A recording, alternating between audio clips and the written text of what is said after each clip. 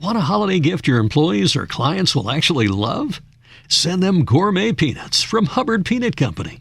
Hub's Peanuts is a family-owned company that's been making high-quality, delicious peanuts and sending them to every corner of the globe since 1954. Order some of Hub's plain, salted, or chocolate-covered peanuts in a special gift tin for the perfect gift for your friends, employees, clients, or even yourself. Visit hubspeanuts.com. That's HUBS peanuts.com. With Miller Mott College's online programs, you can choose when you study. Our online programs give you the flexibility to make education work with your schedule. Earn your degree without derailing your life. Visit us online at miller-mott.edu. That's miller-mott.edu. This is SpaceTime, Series 24, Episode 12. Coming up on SpaceTime, the Earth spinning faster than it used to. Hubble pinpoints the origin of a mysterious supernova blast. And Blue Origin undertakes another successful test flight on its way to achieving a reliable means of space tourism. All that and more coming up on SpaceTime.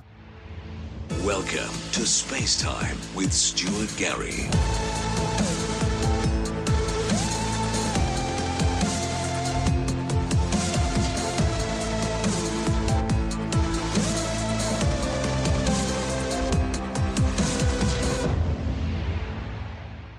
A new study has determined that the Earth is now spinning faster than it used to.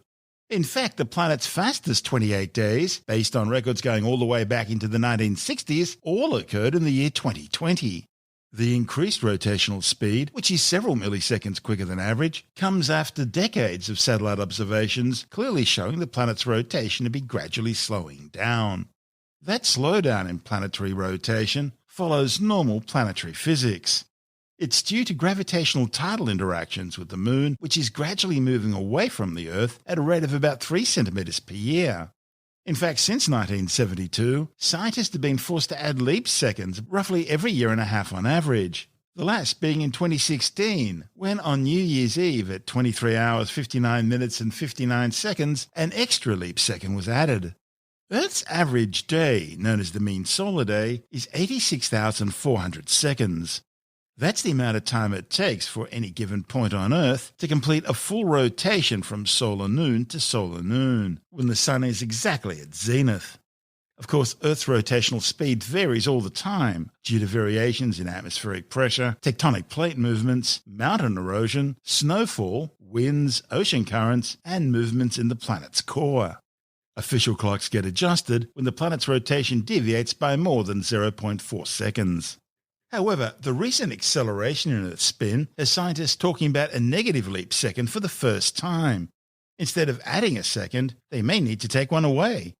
Right now, that increased rotational speed means a day in 2021 will average about 0.05 milliseconds shorter, which over a full year will add up to something like 19 milliseconds of lag time.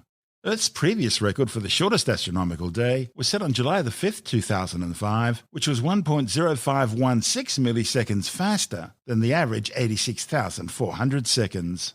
And the shortest day last year was July the 19th, when the planet completed one spin some 1.4602 milliseconds faster than that usual 86,400 seconds. To find out more and work out what's going on, Andrew Dunkley is speaking with astronomer Professor Fred Watson. Earth is spinning faster than it used to. Someone suggested the treadmill effect. I suspect otherwise. Actually, the treadmill effect is as good a guess as any, because at the moment, nobody knows why. So, yeah. Oh, well, that was a short segment. Yeah, it's a theory that, is, it should go into the mix for what the reason is for this faster spinning Earth that we're seeing. And it sort of flies in the face of the normal wisdom about the spin. We've known ever since the invention of atomic clocks, and probably a little bit before that, actually. But we know that the Earth's rotation is not constant. It's a very poor timekeeper. And it's because its spin is affected by things like the sloshing around of the liquid iron core in the middle, the solid iron core in the middle and the liquid iron core above it, and the convections in the mantle. But it's also affected by other things like melting ice sheets and ocean currents and things of that sort. All of those things affect the rotation of the Earth. But, as you and I have spoken about before, Andrew, the normal way it changes is by slowing down. And that's because of the tidal friction effect between the Earth and the Moon. The Earth is gradually putting energy into the moon, which makes it recede away from us. And that energy has to come from somewhere. And by and large, it comes from the slowdown of the Earth's rotation. But it's not just a constant drift downwards. It's got bumps in it. And we had a bump effectively last year. 2020 apparently had more short days than we've had for quite a while, which means that the spin is going up. No, I knew that last year felt quicker. Everyone said, how fast did 2020 go? It went like a rocket. That's why, yes. Well, the shortest day was, by day now, we don't mean daylight or anything like that. It's the standard day is 86,400 seconds. That's how many seconds you've got in a day, which is 24 times 3,600, the number of seconds in an hour. So the shortest day was actually July the 19th last year, the depths of our winter down here in Australia, but high summer up in the Northern Hemisphere. So that 86,400 seconds was short by 1.4602 milliseconds. So it's not really something you'd notice, but it is a short day. Blink and you would miss it. You definitely miss it. Yes, blinks are usually longer than a millisecond, so you would. You should say that nobody's worried about this particularly. It's just a reflection of the fact that the Earth is variable in its spin. And exactly as I was saying, things like the movement of material within the Earth. But also, I think to some extent, we're seeing the sensitivity of the Earth to what actually happens on the surface. And that's because on the surface, there's effectively what's called a bigger moment of inertia, so that things that happen on the surface actually have a bigger effect. And that's why just the level of snowfall, for example, over a continent like Greenland or over an island like Greenland, and even things like the erosion of mountains by glaciers and that sort of thing, all of these can change the speed of the planet's spin. The other side of it, and maybe this is a little bit more concerning, is that atmospheric and climate scientists are looking at this as perhaps us seeing something like the effect of global warming, where you've got snow caps melting and the snows high up in the mountains actually disappearing. So it's really, it's an interesting yardstick, and it may mark the beginning of changes in the way the Earth rotates. Now, the people who are really most upset about it are the computer scientists, and they always are, because that's why computer scientists hate the fact that the Earth's spin is gradually slowing down, because in order to compensate for that, we introduce leap seconds periodically. I think there's something like 30 been introduced since 1975, was it? The first time a leap second was put in. But their computers need to be adjusted if you put a leap second in, and that's a big pain in the neck, because it's on, systems on board spacecraft, it's all over the place where things have got to be changed. The idea of the Earth speeding up a bit could mean that you put in a negative leap second. That's to say, you take out a second at the end of a 6-month period. It's either the 30th of June or the 30th of December that these are put in. So you could take one out, and that, again, could lead computer scientists to tear their hair out and have all kinds of problems. So they're the ones who are most directly affected by this. But I thought it was a really interesting piece of research to point out that actually occasionally the Earth's spin speeds up. Yes, it is. It's fascinating. I believe the first leap second was added in 1972. You weren't far off. And, when the Earth slowed down a little bit. And there's been, I think, 27 leap seconds all up, thereabouts. I did have a question. You mentioned at the beginning that the tidal effect of the moon is supposedly slowing the rotation of the Earth, but we also know the moon is creeping away from the Earth and will over time go. Will that change the spin of the Earth as it moves away, or is that too slow an effect? That the two are intimately linked, Andrew. And the moon will never disappear. It will settle down about 500,000 kilometres away. This is in something like 50 billion years. It's nothing to worry about. So it's the gravitational interaction between the two that causes both of those phenomena, the slowdown of the Earth, which is because it's giving energy to the moon. It's a fairly complicated process, but it's all about the way the tidal bulge on the Earth actually acts gravitationally on the moon itself to give it an acceleration. And that acceleration moves it further out in its orbit. So yes, two intimately linked processes, both of which are very interesting, I think. You mentioned the bulge. I actually looked it up once, and I think we have talked about it once or twice. The bulge is responsible for quite a significant difference between the width and the height of the planet. It's quite a large variation. Oh, that's the equatorial bulge. Yes, the bulge caused by the spin. Equatorial bulge. Sorry, yeah, there's too many bulges here. Yes, the Earth has an equatorial bulge. It's fatter around the middle, as are pretty well all the planets. Saturn is the most. Saturn is 10% wider across its equator than it is at the poles. But wait for this. One of the amazing facts is how perfectly spherical the Sun is. So the Sun is 1.3 thereabouts million kilometres in diameter, and yet the difference between its equatorial diameter and its polar diameter is less than 10 kilometres. It's staggering. So it's absolutely a perfect sphere, which is really quite remarkable. If the Earth was spinning a bit faster in 2020, does that mean the equatorial bulge, got a bit bigger? Yeah, it probably, but the amount. Yes, it would be about a millimetre or something like that, probably. Exactly. Well, that's too much. That's about 10 millimetres.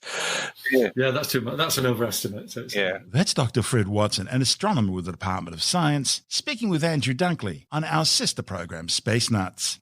And this is SpaceTime. Still to come, Hubble pinpoints the location of a mysterious supernova blast, and Blue Origin undertakes another successful test flight in preparation for the beginning of space tourism operations.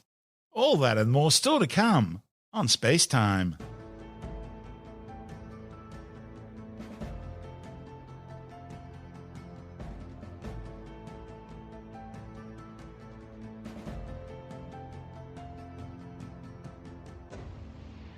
Astronomers using the Hubble Space Telescope have determined the epicentre of a supernova explosion which would have lit up the skies of Earth some 1700 years ago.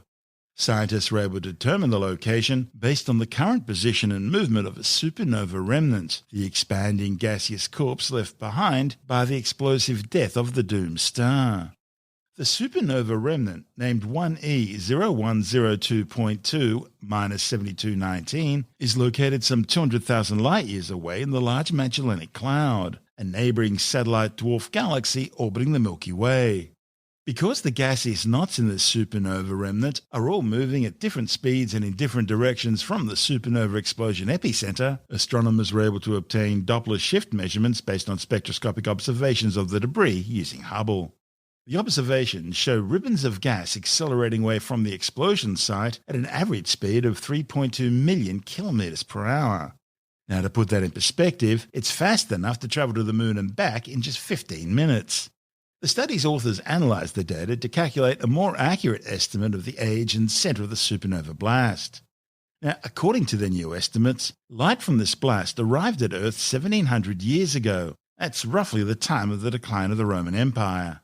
The supernova would only have been visible to inhabitants of Earth's southern hemisphere, and so far no one's found any written records of this titanic event. Previous studies had proposed explosion dates somewhere between 1,000 and 2,000 years ago. But as well as being more precise, the new analysis is also far more robust. The calculations are based on studies of tadpole-shaped oxygen-rich clumps of ejecta flung out by the supernova blast. Ionized oxygen is an excellent tracer because it glows brightest in visible light. By using Hubble's powerful resolution to identify the 22 fastest-moving ejecta clumps or knots, the authors determined that these targets were the least likely to have been slowed down by passage through interstellar material. They then traced the knot's motion backwards until the ejecta coalesced at a single point in space. That would have been the epicentre of the explosion. And once that was known, they could then calculate how long it took these speedy knots to travel from the explosion centre out to their current locations. Astronomers also used Hubble to measure the speed of a suspected neutron star created out of the progenitor star's core in the explosion, and which was flung out during the blast. And based on their estimates, this neutron star must have been moving at more than 3 million kilometres per hour in order to have travelled from the centre of the explosion to its current position. The suspected neutron star was identified in observations using the European Southern Observatory's Very Large Telescope in Chile in combination with data from NASA's Chandra X-ray Observatory. This is SpaceTime. Still to come, Blue Origin undertakes another successful test flight, and SpaceX conducts its first launch for the year. All that and more still to come on SpaceTime.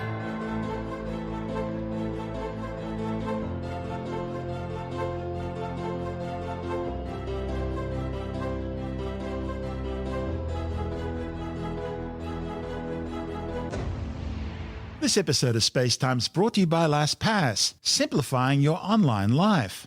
Now, if you're anything like me, one of the biggest frustrations and time-consuming parts of going online anywhere is trying to remember and then use all those login details and passwords that you've built up over the years. And again, like me, you probably already have hundreds of them.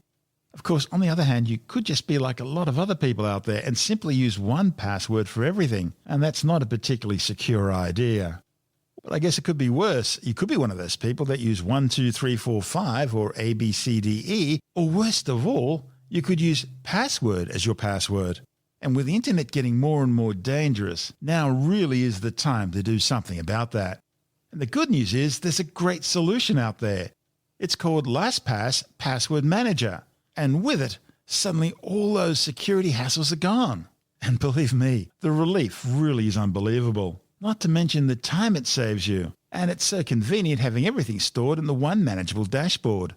If you sign up for LastPass, you'll be joining some 25.6 million fellow users around the world and more than 70,000 businesses. Now, you've got to admit, that's a lot of trust with one of the most important aspects of online life. And the good news is, all this peace of mind is really affordable. If you want, you can simply sign up for the free service and leave it at that. Or for even more features, get the premium package, which is $4.50 a month. There are family and enterprise plans available as well. Plus, LastPass works across all devices and even suggests super secure passwords for you to use. So, why not put your passwords into autopilot and reduce the stress? You can check out LastPass at spacetimewithstuartgary.com/LastPass. That way, you'll be helping to support our show. So sign up and use it for free at spacetimewithstuartgary.com/LastPass and simplify your life. And like always, you'll find the link details in the show notes and on our website. That's spacetimewithstuartgary.com/LastPass. And now, it's back to the show.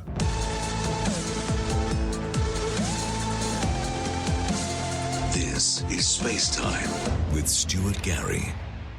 Well, while Virgin Galactic still licking its wounds following the abort of its latest Spaceship Two test flight, space tourism competitor Blue Origin has carried out another successful launch to space from its West Texas facility. New Shepard mission NS-14 reached an apogee, that's a maximum altitude, of 350,827 feet. That's 107 kilometres above the Earth's surface, well above the 100 kilometre or 328,000 foot Kármán line, which marks the official start of space, the point in the atmosphere where aerodynamic surfaces can no longer control the flight of an aircraft, and reaction control systems are needed instead. The unmanned suborbital launch marked the first flight for the New Shepard 4 capsule, which is fitted out with additional amenities for space tourists, including improved acoustics to dampen engine noise, better interior temperature regulation, new crew display panels, and speakers with a microphone and push-to-talk button at each seat. Welcome back for New Shepard's 14th mission to space. Gantry retracting there. We are getting ready for a launch, Patrick. This is when it gets really exciting. All right. We have thrown the show over to the rocket. She is in autonomous mode right now. We're waiting to see the final hydraulic system checks and engine gimbal check. There you go. The aft fins, making sure they've got full clearance there. There are 4 fins on the base of that rocket. You want to check these aerodynamic surfaces and systems before flight. This is just exactly what a pilot does on an aircraft. Waiting here for the engine gimbal check, the nozzle there peeking out. The engine is also obviously to propel the rocket, but is critical in guiding the rocket on its ascent, but as well as on its descent as it comes into land on the northern landing pad just 2 miles north of where the rocket is taken off from. Here we go, New Shepard. Have a great flight, Mannequin Skywalker. Enjoy that shiny new capsule, and we'll see you back home soon at Launch Site 1. Guidance internal. T-minus 10, 9, 8, 7, 6, 5, 4. Command engine start. 2, 1. Ignition.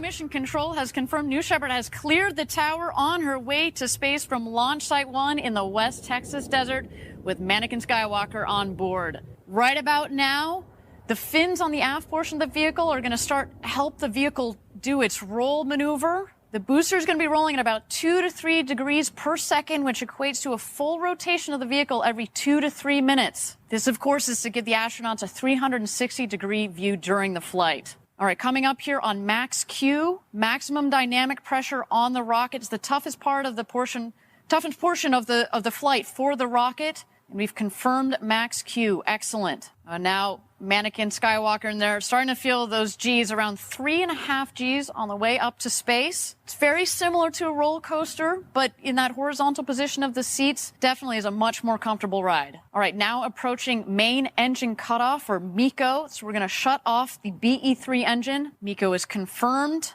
Separation of the two craft is confirmed. New Shepard's 14th mission to space. The maiden launch for this rocket. So far, everything appears to be nominal. The two craft have separated. Right about now is when, if you were an astronaut in there, that's when you'd be able to float around, gaze out of those huge, gorgeous windows, maybe even do a somersault or two. I know I would certainly do that. There you go. It's hit 0, and now they are heading back home.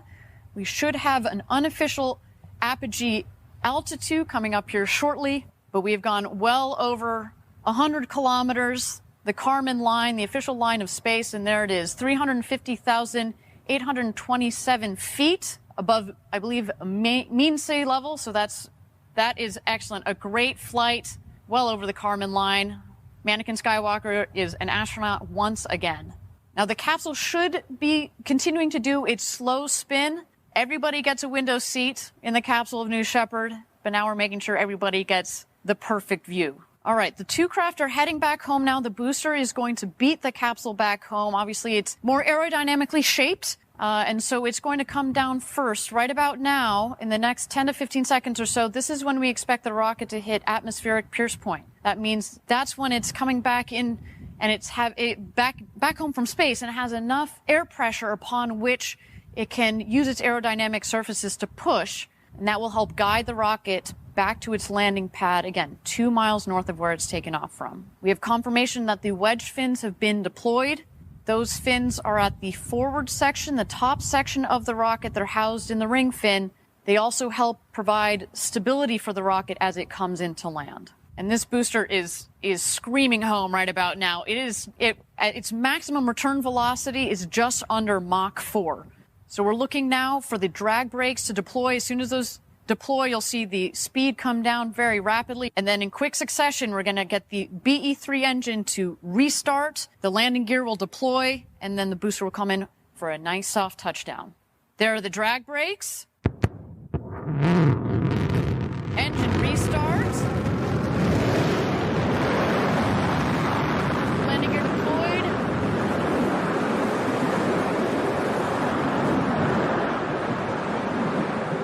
And touchdown. Welcome back, New Shepard. The show is not over. That's right. We still are waiting here for the crew capsule to come back. As noted, first the drogue chutes will deploy. Those are like the guide parachutes. The mains will then deploy. You'll also see the mains then inflate to full inflation. And once they're fully inflated, that's when the crew capsule starts to slow down, comes in, a nice 15, 16 miles an hour, a nice cruise back home. We'll wait for it to come back in to our valley in West Texas, and it will land. And just in the last milliseconds, the retrothrust system fires, and it creates a nice pillow, air pillow, if you will. So Mannequin Skywalker, by the time he touches down, it's just at about 1 mile an hour. It's a nice, soft touchdown. The crew capsule has its mains deployed, fully inflated. What an incredible day for the team. You know, Mannequin Skywalker, I mean, if he had adrenaline, his heart would be thumping pretty hard. What a day. All the way up over the Kármán line and back, coming in for a nice soft cruise back into our West Texas Valley there. Just about 400 feet above ground level. We're waiting for the retrothrust systems to fire, and then a nice soft landing. And touchdown. What a day. Congratulations to all of Team Blue. Really well deserved. This is our 14th mission. A safe landing for the booster, safe landing for the crew capsule. While all the New Shepard flights of SURF have been unmanned, they are at least reaching space and doing it really reliably. And that's something Virgin Galactic are yet to achieve with their VSS Unity spaceplane.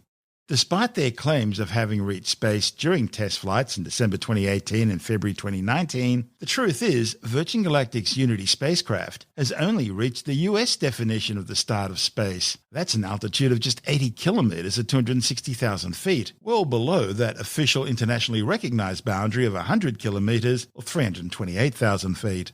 And Blue Origin's rocket ride will be a very different space tourist experience compared to that offered by Virgin Galactic.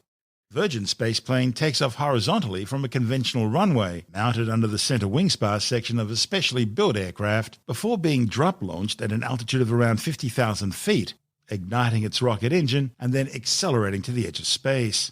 Blue Origin's New Shepard launches vertically, like most orbital rockets, with passengers riding up on a launch tower and walking out on a gantry to the capsule.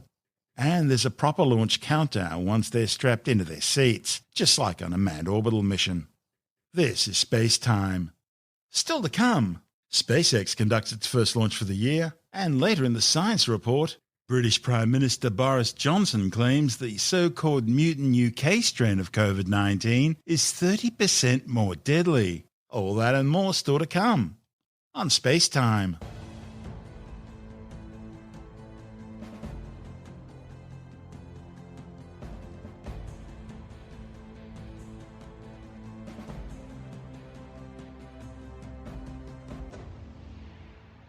SpaceX has commenced its 2021 launch year with a spectacular nighttime flight of a new Turkish telecommunications satellite. The Turksat 5A mission blasted off aboard a Falcon 9 rocket from Space Launch Complex 40 at the Cape Canaveral Space Force Station in Florida. 10, 9, 8, 7, 6, 5, 4, 3, 2, 1, 0. Ignition. And liftoff. The vehicle is pitching downrange. And here we go. We're now 30 seconds into flight on the Falcon 9. All engines are running at full power. We are preparing to enter through our first major milestone after liftoff, max Q.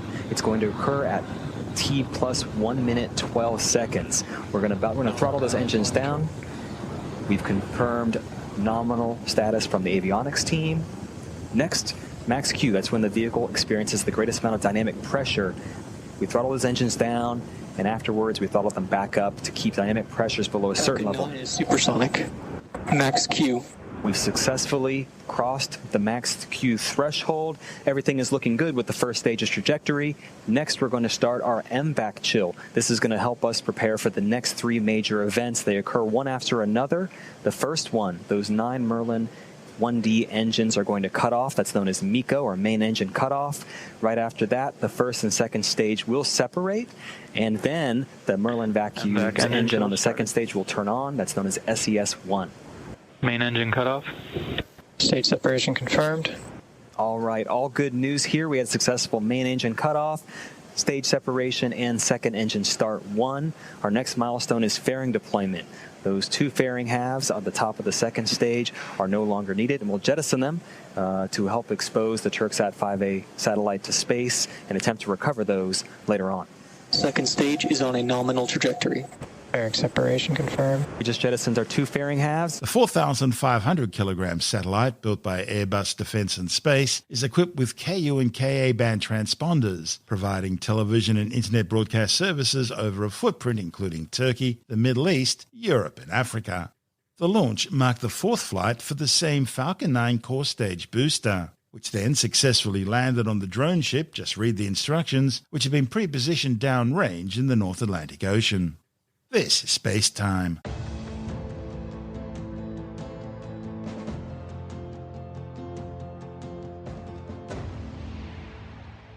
And time now to take another brief look at some of the other stories making news in science this week with the Science Report. British Prime Minister Boris Johnson says the so-called mutant UK strain of COVID-19 is 30% more deadly. Previously, the British government claimed the strain, which spread more easily than the original version of SARS-CoV-2, that's the virus which causes COVID-19, wasn't any more lethal. However, new findings based on 4 studies concluded there's a 1.3-fold increased risk of death, meaning that for every 1,000 people aged 60 or older who contracted the new strain of the virus, between 13 and 14 would die, compared to 10 from the original strain. The new strain, which emerged in southern England in October, is between 30% and 70% more transmissible than the original virus. More than 2 million people have now died, and over 100 million have been infected by the COVID-19 pandemic, which spread globally out of its Wuhan, China epicentre after the Chinese government ordered local doctors to cover up the seriousness of the deadly disease. A new study warns that a quarter of all bee species haven't been seen over the past 30 years. The 25% decline reported in the journal One Earth is based on the Global Biodiversity Information Facility database, which studies records of more than 20,000 different species of wild bee. Scientists found the bee declines weren't evenly distributed, with records of species in rarer families of bees declining more than species in some of the more common families. Any change in bee populations is important, because bees are one of the key pollinators of plants, many of which are used to feed people. A new study has found that aspirin may help breast and bladder cancer patients live longer. A report in the Journal of the American Medical Association found a study of nearly 140,000 people looking at the effects of aspirin use on developing and surviving bladder, breast, esophageal, gastric, pancreatic, and uterine cancers found that while aspirin wasn't associated with actually preventing cancers, it was associated with increased bladder and breast cancer survival. Put simply, people with bladder and breast cancers who used aspirin lived longer than those with the disease who didn't. Paleontologists have reconstructed the only fossilized dinosaur cloaca in existence, research which may help them understand how prehistoric animals mated. The cloaca is a sort of all-purpose opening in the body of many animals, including fish, reptiles and birds. It's used for mating, egg-laying, urinating and defecating. The study's authors discovered a surprisingly intact cloaca in 2016 in the fossilized remains of a meter-long Psittacosaurus horn-billed dinosaur. A report in the journal Current Biology claims the authors were able to reconstruct the cloaca and compare it to modern-day animals. Most birds, which evolved from theropod dinosaurs, reproduce using cloacal kissing, in which the cloacas touch. However, it seems that Psittacosaurus had 2 flaps of skin covering most of the cloacal vent, similar to that found in crocodiles. And male crocodiles have a penis that emerges from the cloacal opening during mating. And the authors suggest that Psittacosaurus probably did the same. Well, if you're one of the tens of thousands of people trying to get in touch with Telstra customer service recently, you quickly discovered that you couldn't. Instead of a helpful, friendly assistant willing to go that extra mile to resolve your problem, customers ended up talking to a generic automated answering service, which forced them to listen to what seemed like an endless list of non-applicable options before finally telling them that they need to use an SMS instead. Telstra then let customers waste their time for several more minutes carefully typing out their message, their pleas for help, but as soon as they clicked the send button, instead of being magically transported on gossamer wings to a saviour who helped them resolve their electronic issue, you simply ended up with a message saying failed to deliver. And no matter how many times you retype and resend the same message, the result inevitably was the same unsatisfying abyss of despair. It seems there must have been so many customer complaints, Telstra's service couldn't handle it all. Now, what all this really means is that, thanks to the COVID-19 pandemic, the nation's largest telecommunications company came up with a neat excuse to avoid its responsibilities in terms of customer service. In fact, last year saw Australia's Telecommunications Ombudsman's Office receive a record number of complaints about Telstra. In fact, over the past year, the Ombudsman's Office has seen a 1,500% increase in complaints about the telecommunications industry, with torturous Telstra getting by far the lion's share, making up more than half of all complaints. And the battle against evil electronics, terrible transistors and psycho circuits isn't limited to Telstra. One of Australia's largest supermarket chains was forced to close its stores recently after key parts of its computer system crashed, leaving staff unable to process payments at the checkout. Customers were forced to abandon their treasure trove, trolleys full of carefully selected goodies, family staples, and that's something special, and exit the stores, leaving staff to return groceries and other items back to their lonely shelves and empty fridges. Alex Zaharov-Reut from ITWire.com says it's something we've got to get used to. No one likes them, but computer outages are just a sign of the times. When I was growing up, we had water and power outages, but these days the internet can go down, your cell phone service can go down, and we just had a major supermarket chain that was down for several hours. Something was wrong with their payment system, and it was costing them $60,000 a minute. And I went to the competing supermarket, and they were packed because the other one was closed. And you can imagine if something similar happened in the US, it would be costing millions of dollars per minute.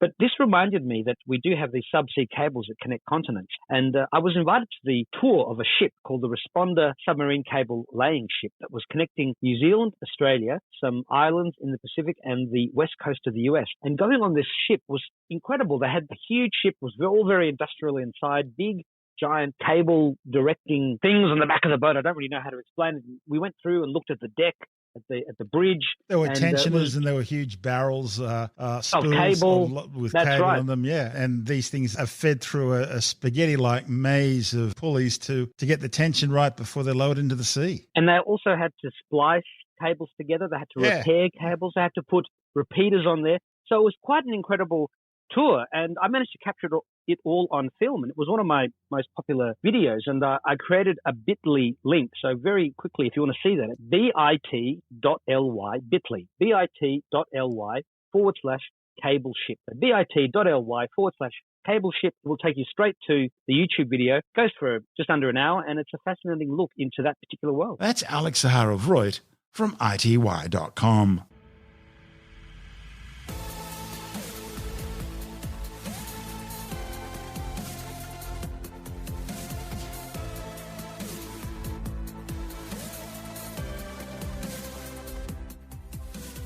And that's the show for now.